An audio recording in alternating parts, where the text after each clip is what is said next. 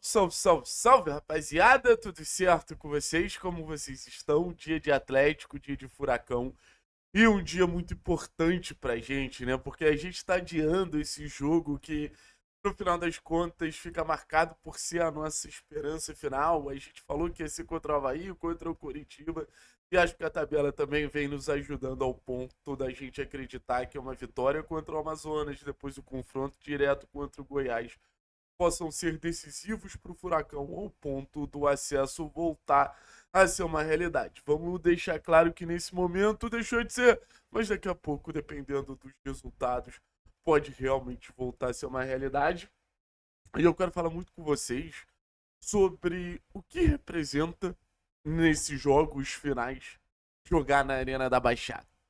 Porque o meu papel aqui é encontrar um padrão para gente entender como as nossas qualidades podem ser maior do que os nossos medos, que os nossos fantasmas.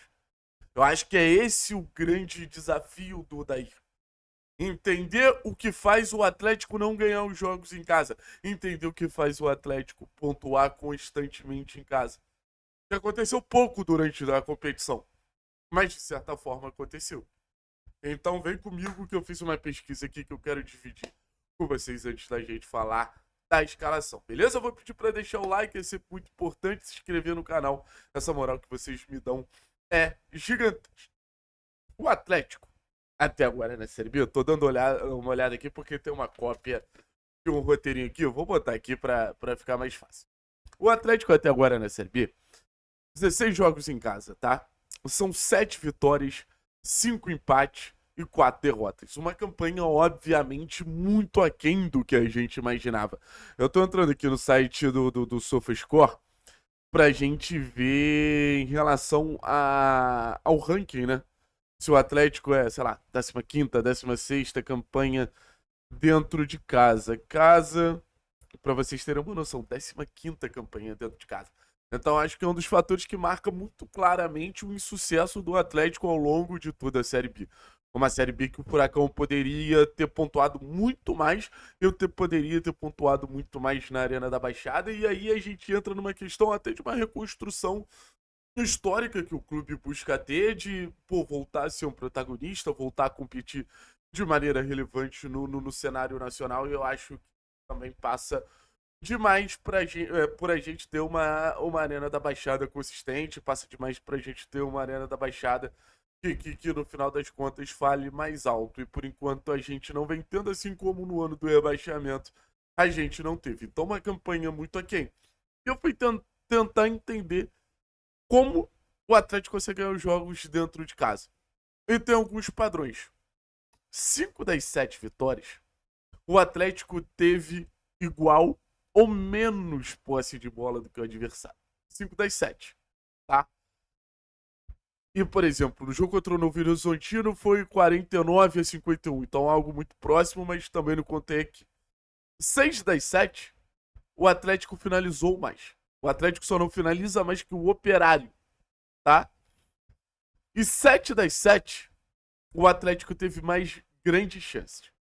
Então, qual a conclusão que eu tenho nisso aqui? Primeiro de tudo, o Atlético ele não precisa ser um time que ele tem 50, 60, 70, 80% de posse de bola para gerar volume ofensivo no sentido de criar grandes chances. Beleza? O Atlético ele é um time que ele consegue ser perigoso mesmo sem a bola. E digo mais, o Atlético dentro de casa ele consegue ser mais perigoso quando ele não tem a bola. Quando ele tem a bola, a impressão que eu tenho é que o Atlético ele não tem as soluções necessárias para encarar um bloco baixo. Quando ele não tem a bola, ele consegue ser um time mais à vontade.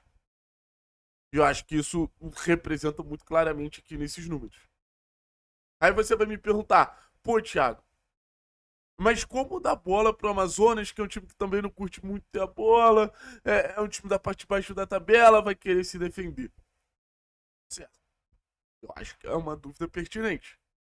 Eu acho que não dá pra você pegar e dar bola pros caras dentro da arena. Mas você precisa ter movimentos desde a saída de bola que não faça o Amazonas ficar travado. ou faça o Amazonas ficar travando o jogo. A nossa saída de bola, ela começa a ser a jogada mais importante do Atlético a partir do momento que a gente tem esse caminho para tirar o Amazonas lá de trás. Sabe?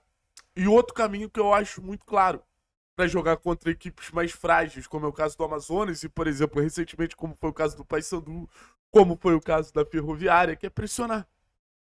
A impressão que eu tenho é que o Atlético ele é tão apavorado para defender, o medo de tomar gol ele é tão gritante no Atlético que a gente não se arrisca a pressionar.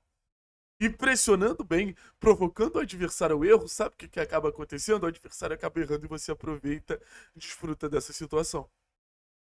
Então, para mim, tem dois caminhos, duas estratégias muito claras para, beleza, o Amazonas vai estar fechado, mas a gente também pode encontrar espaços nesse time. Mas esse número aqui me chamou muito a atenção. 5 das 7 vitórias dentro de casa. O Atlético teve igual ou menos posse de bola e a gente quase botou 6 de 7 ali. Aí eu fui buscar também os últimos 5 tropeços na Arena da Baixada. É muito doido, cara. Porque olha a porcentagem de posse de bola nos 5 jogos, que, deixa eu ver se eu lembro todos, é Goiás, Paysandu, Ferroviária, Cuiabá e Avaí, tá?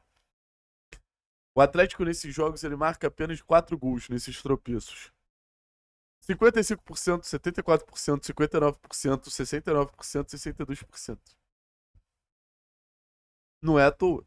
O ponto fraco do Atlético ele tá muito claro. E são jogos que o Atlético tem muita bola, e são jogos que o Atlético tem muito volume ofensivo. Mas o Atlético pega defesas muito fechadas e isso é criptonita do Atlético. É o que, nesse momento, faz o acesso do Atlético parecer muito improvável.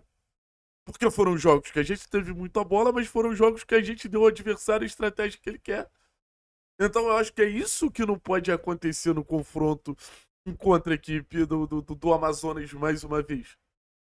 O Atlético ele foi um time extremamente inocente durante toda a competição, no sentido de, não, vou tentar ser protagonista, não tinha ferramentas e não tinha mecanismos para ser protagonista, então se acabava se expondo demais, o adversário adorava isso porque tinha um jogo de transição, e a gente vê aqui 5 tropeços seguidos na Arena da Baixada com o Atlético com uma porcentagem relevante de posse de bola.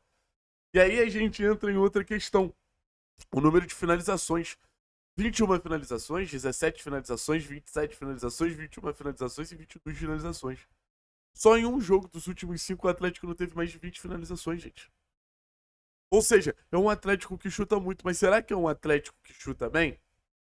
4 grandes chances em um jogo, 2 grandes chances no outro, 5 grandes chances no outro, 2 grandes chances no outro e uma grande chance no outro. Teve jogo que o Atlético finalizou 22 vezes e teve uma grande chance. Teve jogo que o Atlético finalizou 22 vezes e teve 2 grandes chances. Teve jogo que o Atlético finalizou 17 vezes e teve 2 grandes chances. Por quê? Porque pega uma defesa muito fechada. Então, no final das contas, esse jogar na Baixada passa a ser traumático porque o roteiro é muito parecido. E o fato de ser um roteiro muito parecido escancara a necessidade de mudar do Atlético. Porque se o Atlético continuar fazendo tudo igual, dificilmente ele vai subir. Então, para mim é o contexto do jogo contra o Amazonas. Como ganhar na Arena da Baixada. E acho que a gente tem algo muito claro que indica como a gente pode ganhar os jogos. Ou pelo menos como a gente não deve se comportar na Arena da Baixada. Isso aí já deveria estar óbvio há muito tempo. Beleza, rapaziada? Daqui a pouco tem live, conto com vocês, tamo junto a nós. Espero que tenham gostado da pesquisa, que eu possa trazer conteúdo para vocês entenderem o que realmente vem prejudicando o Furacão. Valeu? Tamo junto a nós.